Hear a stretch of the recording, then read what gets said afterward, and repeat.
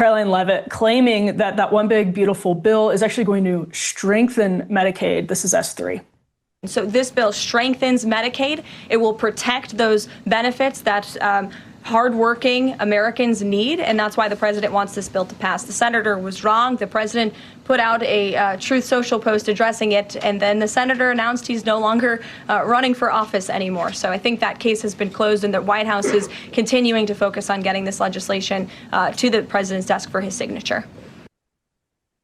Now, if you've been around the conservative movement for a long time, like I have, you would not have any problem with that argument. You would say, of course, cutting waste, fraud, and abuse, and tightening up, for example, work requirements, as this bill does on Medicaid. Yes, that technically you can sort of stretch the definition of what, quote unquote, strengthens Medicaid, although it's probably not how most Americans understand it.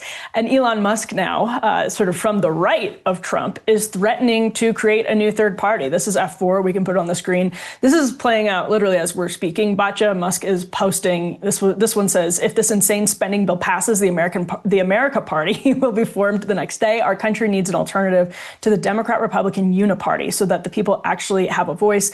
And Batya, I think he's sort of on the other side of your disagreement with this bill.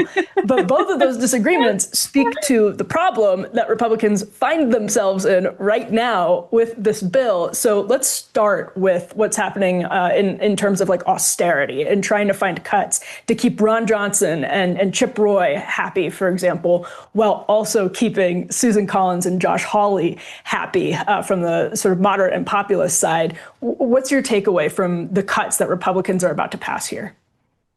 First of all, the math doesn't add up. They're going to be adding trillions of dollars to the deficit. So even if you're a deficit hawk, like it's just nonsense that this bill is good for you. But, on the moral front, the idea that we are going to be kicking people off of Medicaid so that we can give the top income bracket a tax break, I think is just so anathema to the America First agenda.